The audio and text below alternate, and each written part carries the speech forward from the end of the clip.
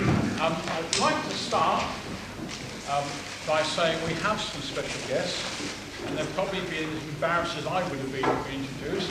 But can I point over the back? The first person I'll introduce is Peter Kennedy.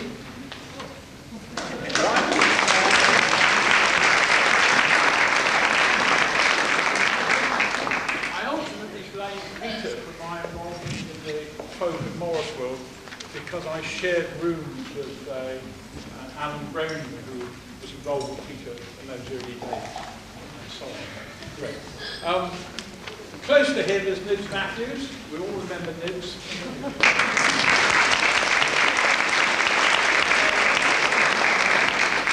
Another great influence as far as I'm concerned over the years. Either side of him, Bob Parker and Ron Smedley.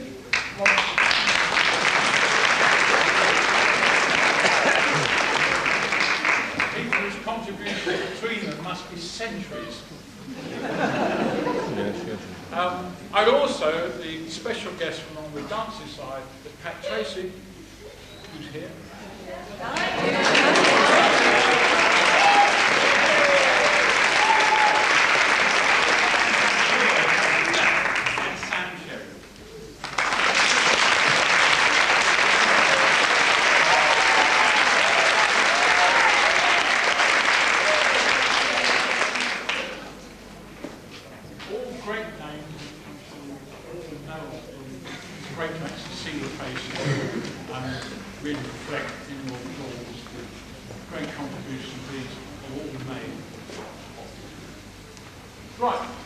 You appreciate that you should have been expecting Dave Williams. Unfortunately, Dave died not very long ago, so I'm afraid you're stuck with me instead. I'd like to say a few words over praise of Dave. I met him first at the first Christchurch Festival when he was basically a folk singer and entertainer. I didn't quite fit into one's image of the folk world, but he did great sterling duty in those days. He grew on. I ran across him paths across many ways over the years, in all sorts of ways. And at the grassroots level, Dave has done wonders for things in Salem and elsewhere. And I'm afraid he's going to be very sad news. Right, let's get around to starting. You've all got a sheet of paper, right? And in a sense, my enhancements are all about for those people who haven't brought their glasses or haven't learned English. But I also promised the organisers that I would actually speak in straightforward Southern English. I will not actually translate back into all the foreign lingo from Yorkshire and Northumberland. Right? So the first lot are the Ossy Cloggers, who were formed in 1979. They performed in the UK, abroad as well. Boys and girls, I'm sure that's the obvious. Up to 15. I always thought by 15 they'd grown up. They're going to dance an unaccompanied military routine, reflecting the rhythms we get from drumming and military bands. If you'd like to start.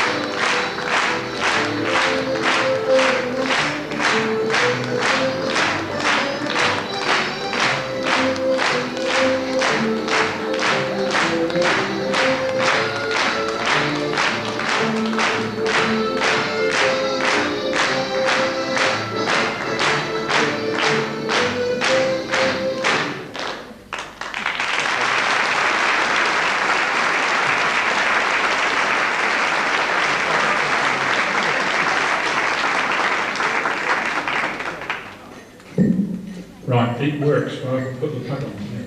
Right, that was absolutely wonderful. What a great start. It gets more difficult for everybody to follow things like that. Right, Shuttlers Clog come from near Buxton in Derbyshire, and they're going, besides the clog stepping they would normally do, then they're going to do a Broom Dance with South West of England stepping. And the musician is Roger Howard.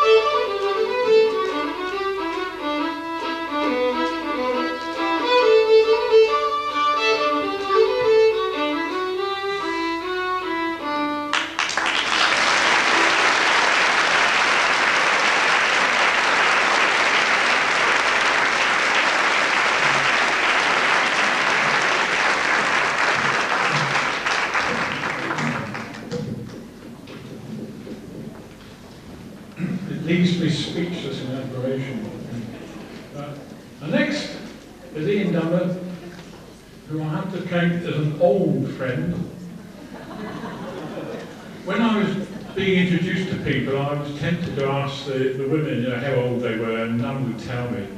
In Ian's case, I would be too embarrassed to tell you. He's retired to Cumbria and therefore is going to do some Lakeland stepping.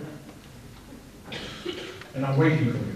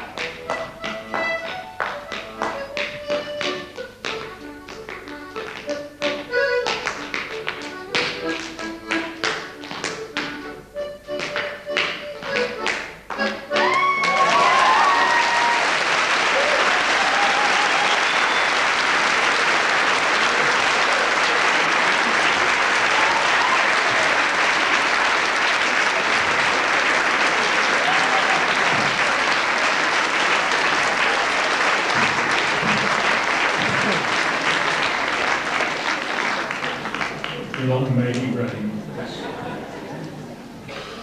Now, as I understand the reorganised programme, Ira Bernstein is 15 minutes because he has 3 sets of shoes that's being split. And according to me, he's next.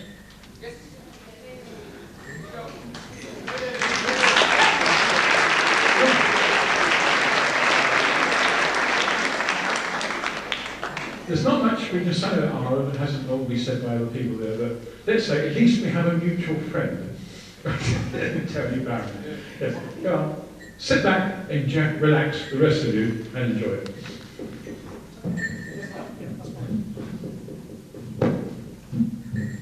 And now,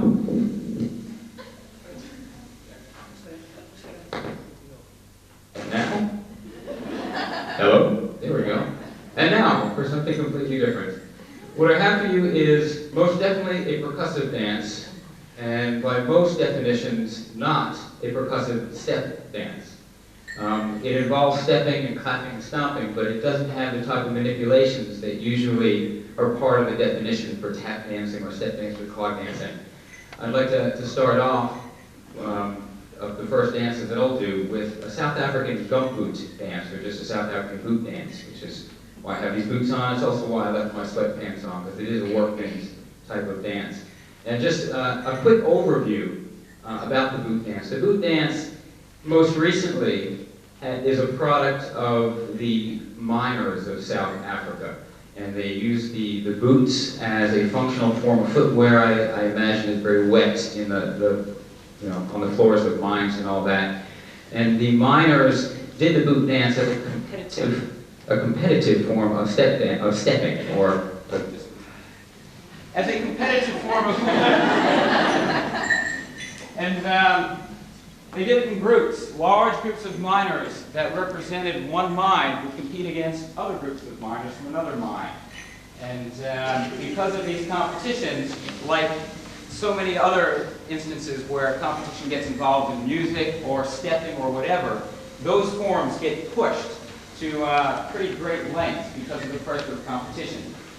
Whether that pressure is ego, financial reward, other things, status in the community, whatever. But competition usually has the effect of pushing forms. And that's what happened with the boot dance. So some of the sequences get rather long and involved and very rhythmically complex. The miners did not originate the boot dance. The boot dance originally comes from the fishermen and also the sugarcane workers. They were the first people in South Africa to wear boots as functional footwear. They were the first people to get the idea of making rhythms using the boots and movement, slapping and all that. But they were not the ones to turn it into a competition form. So it originated with the sugar workers and the fishermen, then went into the mines, and they turned it into a group competition. The bells are something that's been passed on to me from my teacher, a man named Seppo Makoni. Seppo, as a teenager, was a miner and danced on one of the mining groups. And my steps, or my own arrangement of traditional steps from Seppo. So, a South African boot dance.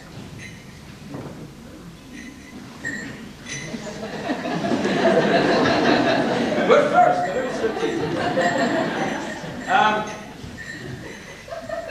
this stuff is usually a group presentation, like I mentioned. So this is a chance for audience participation.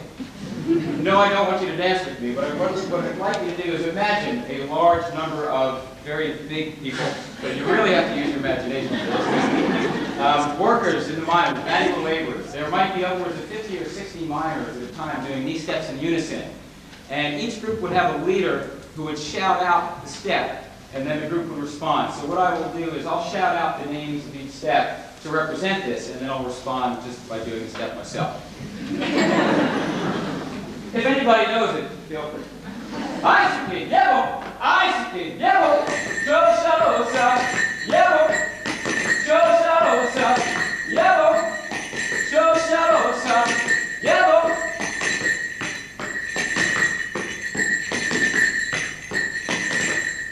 sitting under my Bacca.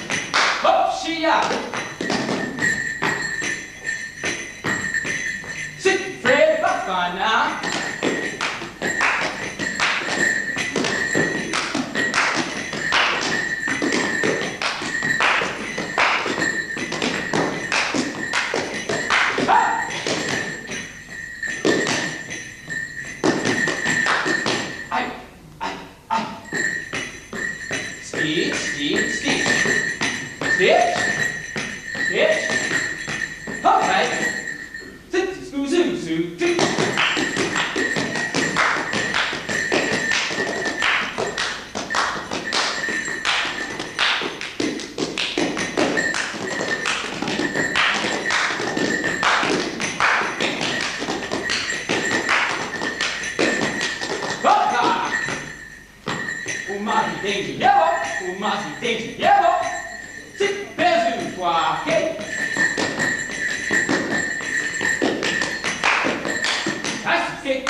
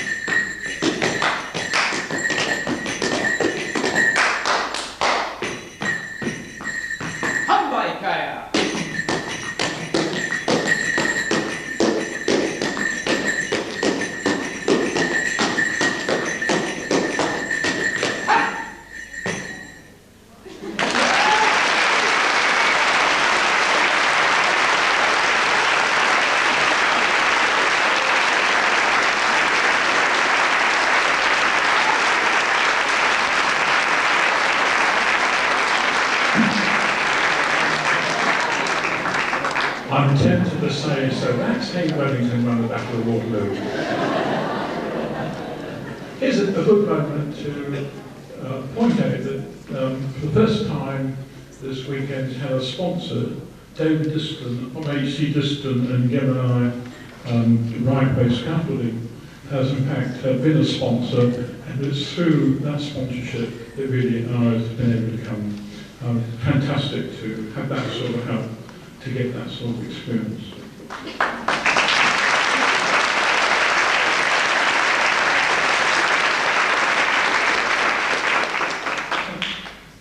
Next, Chequered flag. Joe Harmer and Nina Barrell will perform strathspey, real steps and Cape Breton style music. Down here it says a whole band, I can't see anything. Oh, it's on a tape. All right then, they are Cape Breton musicians.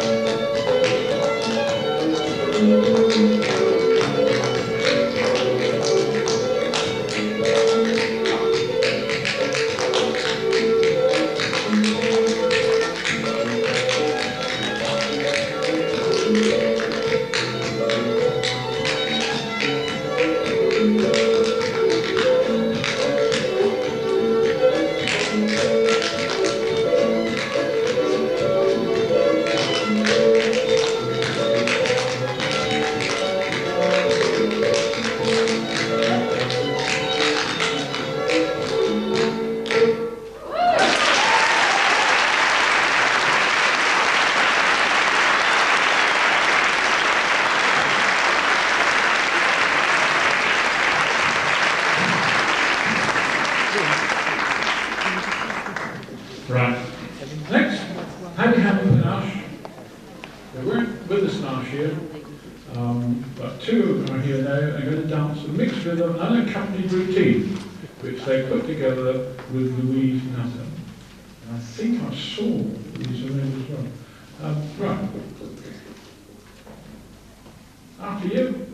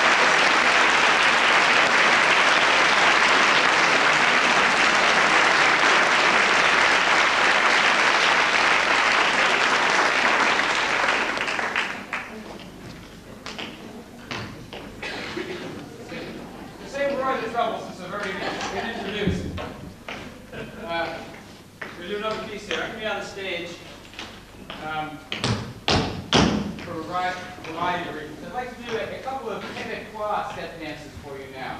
The first is Le Brandy, and the second is a selection of Québécois waltz clog steps.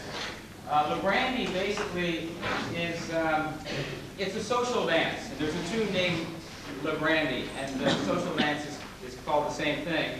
And the social dance is like a barn dance, or like a Virginia reel, if you're familiar with what a Virginia reel is. And while you're basically couples, but you face your partner, it's all guys versus all women.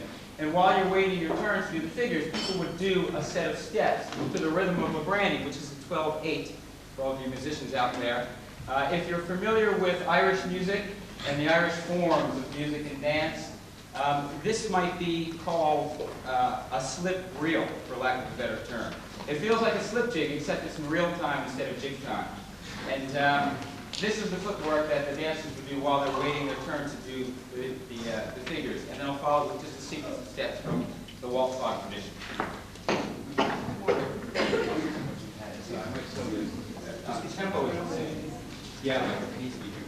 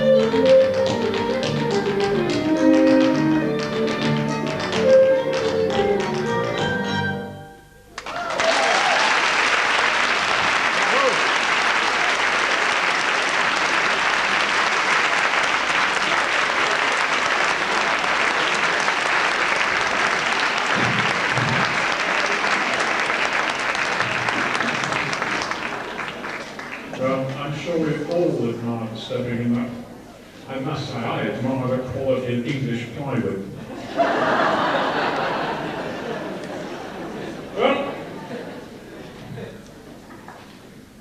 percussive dancing is great.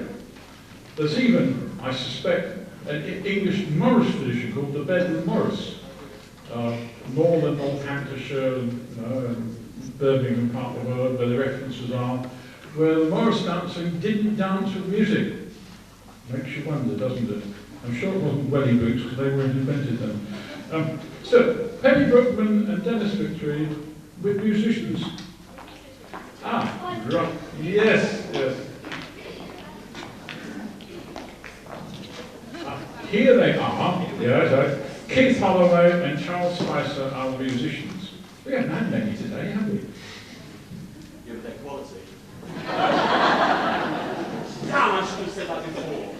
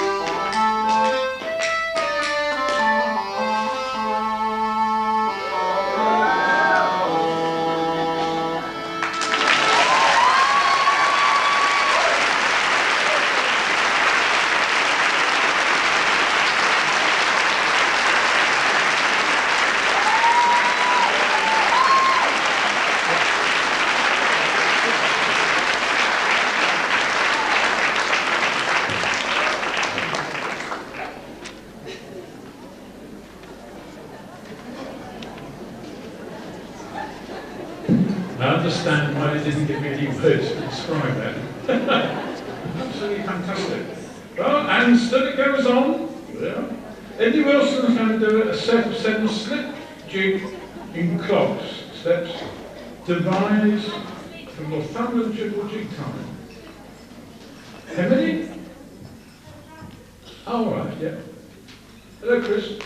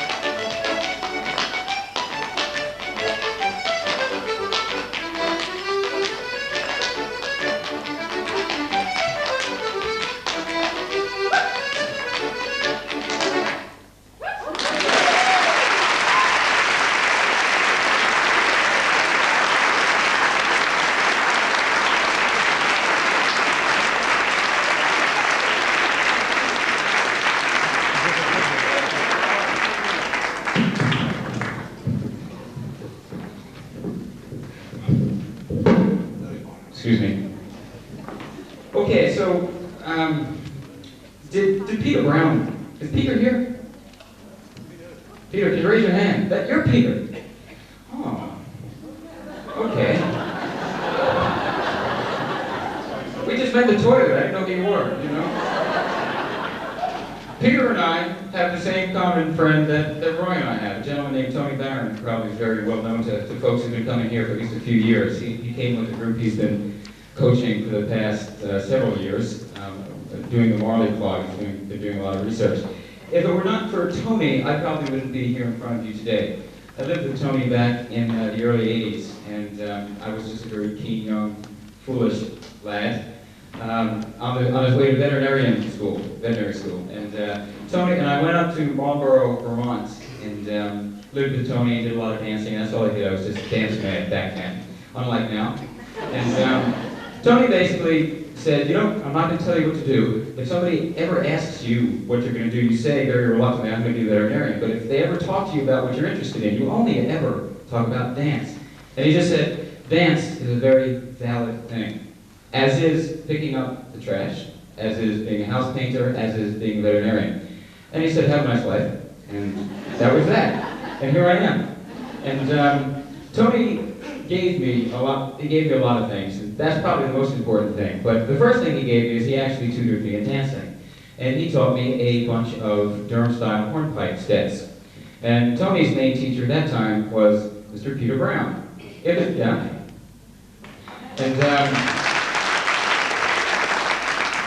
And I think before Peter, there was Johnson Elwood. So what I'm going to do is show you mostly Johnson Elwood steps filtered through Peter Brown, which might have been filtered through his father first, before all I know. I'm looking for some sign of encouragement back from Peter. Yeah, maybe it's a different Peter Brown I'm talking about. You look a little bit shorter than the guy in the video, to tell you the truth. Anyway, and then from Peter it went to Tony, and Tony went to me, and then I changed everything. But so I would like to do my tribute to the mother country, and this is a Durham-style hornpipe, if you forgive me.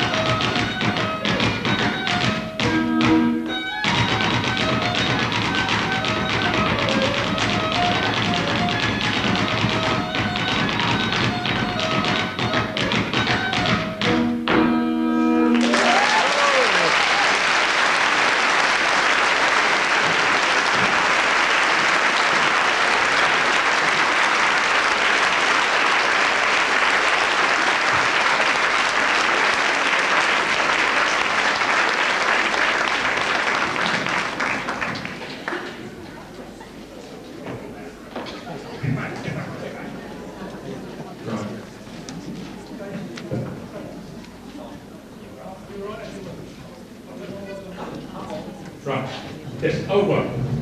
But we now reach the climax. I had conditioned myself to say the incomparable at Tracey. It's a bit hard to say that, but can I use the word like a national treasure?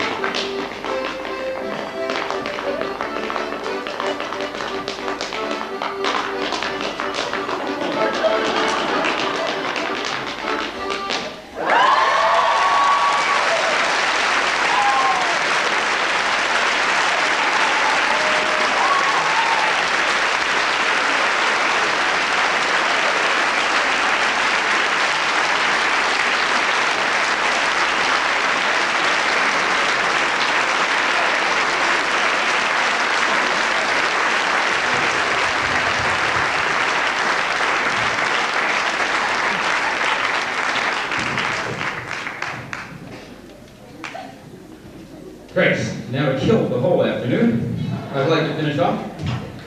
I'm going to finish off with some Appalachian flat-footing, which a lot of you have heard me talk about already today, so I'm not going to say anything about that.